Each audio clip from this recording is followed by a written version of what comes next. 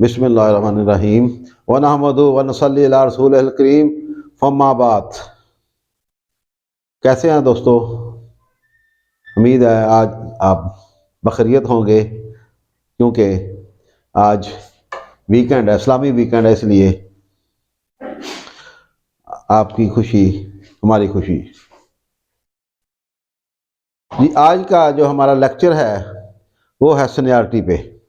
Service matter में या service में सीनियरिटी कैसे तयन की जाती है।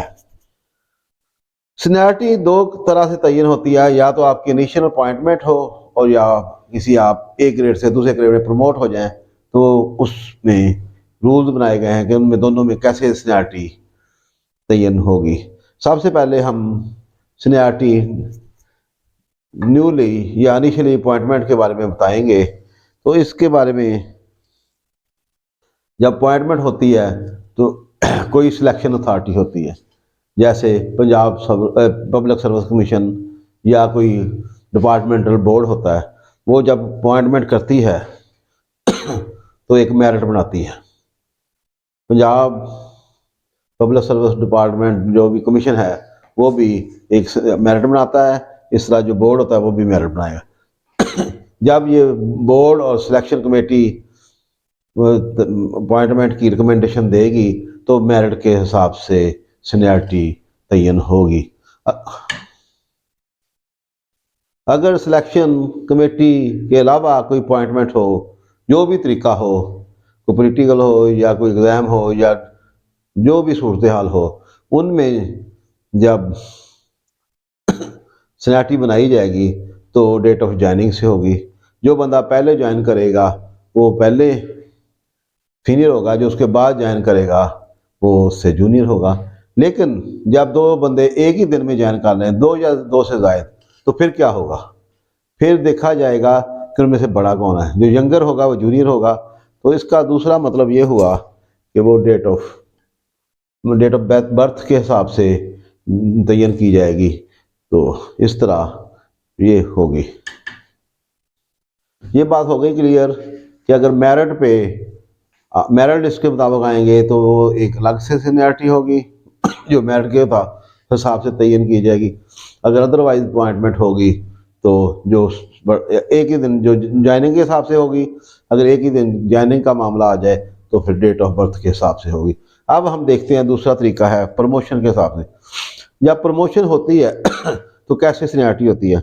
इसमें एक मिसाल दी जाती है कि अगर एक बंदा जूनियर था तो उसको एडहाक तौर पे प्रमोट कर दिया गया या वो सीनियर में काम करने लगा, तो जब वो सीनियर जो पहले बाद में प्रमोट हुआ है तो जो रेगुलर प्रमोट होगा तो वो सीनियर ही रहेगा।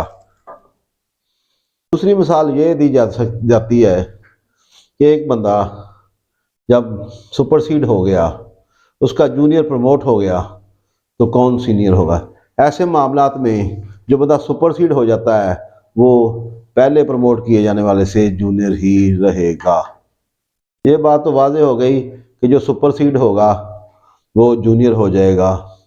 और जब एक सीनियर और जूनियर एक ही डीपीसी में, एक ही बोर्ड में कंसिडर होते हैं, जूनियर अगर प्रमोट हो गया और सीनियर प्रमोट नहीं हुआ तो जिसने पहले ज्वाइन किया हुआ, जो पहले प्रमोट होगा, वो सीनियर ही करदाना जाएगा। बाज़ औक़ात ग्रुप की सूरत में अपॉइंटमेंट होती है या प्रमोशन होती है। जब कोई किसी ग्रुप की सूरत में अपॉइंटमेंट होगी, ये प्रमोशन भी अपॉइंटमेंट ही होती है, तो उनमें से जो बंदा पहले ज्वाइन कर लेगा, ये नहीं होगा कि वो सीनियर हो गया। जिस एक बंदे ने भी ज्वाइन कर लिया ग्रुप में से तो ऐसे ही समझा जाएगा कि सब ने ज्वाइन कर लिया, लेकिन उनकी सीनियरिटी उसी असूलों जो पहले बताए गए दो असूल हैं, मेरिट और डेट ऑफ बर्थ के हिसाब से ही गिनी जाएगी। एक और सवाल अक्सर लोग पूछते हैं और आपको भी बताना ज़रूरी है कि एक बंदा EOL पे, extra ordinary leave without pay, मैंने लीव के लेक्चर में भी आपको बताया था कि वो 5 साल के लिए कहीं भी चला जाता है, मुल्क से बाहर चला जाता है या किसी और डिपार्टमेंट में चला जाता है, या मतलब वो सर्विस में नहीं रहता, वो 5 साल की छुट्टी कर लेता है विदाउट पे, तो उसको सीनियरिटी से अलग कर दिया जाएगा और एक नई लिस्ट बनाई जाएगी उनकी अलग से। और जब वो ज्वाइन करेगा तो उसको दोबारा सीनियरिटी में डाला जाएगा, लेकिन उसके लिए एक फार्मूला तय किया जाएगा, जितनी देर वो 5 साल सर्विस से बाहर रहा तो वो 5 साल में नहा कर दिए जाएंगे, वो सीनियरिटी क्लेम नहीं कर सकता। इसी तरह का केस रहा PLD 2002, सुप्रीम कोर्ट 381 में हेल्ड किया गया कि जो बंदा एक्स्ट्रा ऑर्डिनरी लीव पे होगा वो रेगुलर प्रमोशन का या अपनी अपनी बारी पे प्रमोशन का इस्तेहकाक खो देता है, उसकी नए सिरे से लिस्ट बनेगी और उसके मुताबिक ही उसको प्रमोशन दी जाएगी। एक और तफावत अक्सर औकात महकमों में देखने को मिलती है।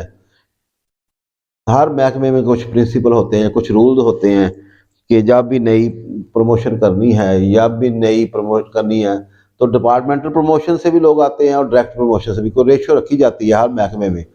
तो इसलिए जो डिपार्टमेंटल प्रमोशन से आएंगे वो नए अपॉइंटी जो डायरेक्ट रिक्रूट होंगे उनसे सीनियर होंगे। इस पे केस ला मैं बताना चाहूँगा 1998 SCMR 637 और 1994 SCMR 1955। ये सुप्रीम कोर्ट ने फैसला किया है कि जो डिपार्टमेंटल प्रमोटी होंगे वो सीनियर ही गर्दाने जाएंगे। इस तरह सीनियरिटी का इस्तेहकाक कोई रेगुलर जब होता है तब से सीनियरिटी उसकी गिनी जाती है। इस पे किसी को ये नहीं कह सकता कि मैं जिस दिन भर्ती हुआ था उस दिन वो प्रोबेशन पे भी होगा। इस पे एक आया था कि सीनियरिटी प्रोबेशन के वक्त से भी 2014 SCMR 1199 में एक सुप्रीम कोर्ट ने फैसला किया है कि इनिशियल पॉइंट वन वाले दिन से ही सीनियरिटी गिनी जाएगी। इसके बरक्स सीनियरिटी रेगुलर अपॉइंटमेंट से ही बनाई जाएगी पे मैं कुछ केसला रेफ़र करूँगा। इनका मुताला आपके लिए बहुत ही अच्छा होगा। वक्त मिले तो इनको लाइब्रेरी से लेकर पढ़ें, आपकी काफ़ी हेल्प होगी। मैं बताना चाहूँगा 1996 SCMR 1297 बड़ी अहम फैसला है, 2004 SCMR 497 और 2001 PLCCS 394। ये बड़े अहम फैसले हैं, इनका मुताला हर स्टूडेंट और हर न्यू लॉयर्स को ज़रूरी है। अगर एक और बात ज़रूरी है आपको बतानी कि प्रमोशन के दौरान कोई बंदा डेफर हो जाता है तो उसकी सीनियरिटी कैसे उसके बाद में आने वालों के साथ तय होगी। अगर कोई बंदा डेफर हो जाता है तो बाद में उसका जूनियर प्रमोट हो जाता है तो बाद में वो भी प्रमोट हो जाता है तो वो अपनी पहली ही जगह पर रेलीगेट करेगा, उसकी सीनियरिटी उसी जगह पर रेलीगेट करेगी जो हम पहले था। इसमें कोई बहाम नहीं होना चाहिए। अब आपको बता दें कि डेफर और सुपरसीड में क्या फ़र्क है। डेफर आमतौर पर प्रमोशन कमेटी या प्रमोशन बोर्ड कर देते हैं कि जिनमें उस मुलाजिम का कोई कसूर नहीं होता तो वो बाद में उसको रेगुलर कर दिया जाता है। जैसे किसी की ACR में कोई डिवर्स रिमार्क्स हों वो बाद में एक्सपंज हो गए, या कोई इसी केस में उसकी सीनियरिटी डिस्प्यूट हो, किसी कोर्ट में केस चल रहा है तो उसके हक में हो गया, या किसी ने उसके साइन ACR रह गई तो इस तरह उसने 6 माह के अंदर अंदर उसने वो करवा ली, रिकमेंड तो हो गया था DPC में, उसने करवा ली तो उसको डेफर करेंगे। वो डेफर कहेंगे वो अपनी सीनियरिटी लूज़ नहीं करता। जबकि सुपरसीड में उस बंदे को रिजेक्ट कर दिया जाता है। कोई भी वजह हो सकती है, कोई क्रिमिनल केस उसके खिलाफ हो, उसकी ACR में एडवर्स रिमार्क्स हों और उसने कोई अपील भी ना की हो, इस तरह की कोई वाक़या जो भी हो, उसने कोई डिसिप्लिनरी एक्शन किया हो उसके खिलाफ हुआ और वो एक्सोनरेट ना हुआ तो उसको सुपरसीड कर देते हैं।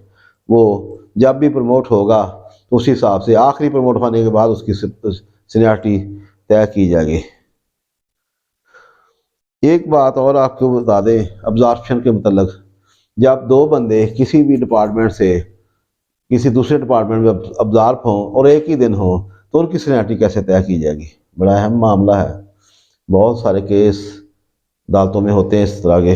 तो इस पे 1993 SCMR 609 में होल्ड कर लिया गया तो जो उम्र में बड़ा होगा, क्योंकि यहाँ कोई मेरिट नहीं होता, मेरिट तो वो पहले महकमे में था जब वो भर्ती हुए थे या प्रमोट हुए थे, यहाँ कोई आने का मेरिट नहीं होता, चूँकि जो बड़ा होगा वो सीनियर ही गर्दाना जाएगा।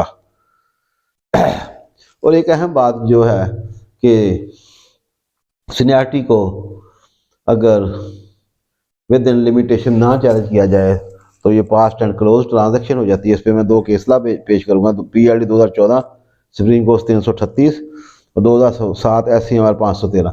इसलिए आपको चाको चबंद रहना है आपको इन्फॉर्म रहना कि सीनियरिटी, और हर महकमे में अथॉरिटी का फ़र्ज है कि वो वक्तन फ़वक्तन सीनियरिटी लिस्ट जारी करे। अगर नहीं करती तो वो इलीगलिटी करती है। तो आप भी विजिलेंट रहें। इस पे एक केस ला आया था जो जिसमें उन्होंने कहा था कि एक पहली में उसने चैलेंज नहीं किया, लेकिन दूसरी में चैलेंज कर दिया। जब दोबारा दी तो उसका मामला विद इन लिमिटेशन गर्दाना गया। सुप्रीम कोर्ट का फैसला है। इसमें जो लेटेस्ट सीनियरिटी लिस्ट जारी की उसको चैलेंज करके बंदा अपना मामला लिमिटेशन में 2003 SCMR 333 में होल्ड किया गया है कि civil servant could not challenge first seniority, he has right to challenge the subsequent seniority. तो उसका मामला फिर विद इन लिमिटेशन आ जाता है। तो दोस्तों, सीनियरिटी का लेक्चर आपको कैसा लगा?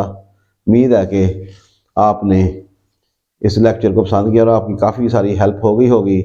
मैं ये वीडियो लेक्चर की वीडियो यूट्यूब पे भी डालूँगा, तो आप और अपने दोस्तों को रेफ़र कीजिए। उनसे कहिए कि मेरा चैनल सब्सक्राइब करें। उनको इस तरह की बेशुमार वीडियो मिलती रहेंगी और बेल आइकन को भी दबाएं। Thank you.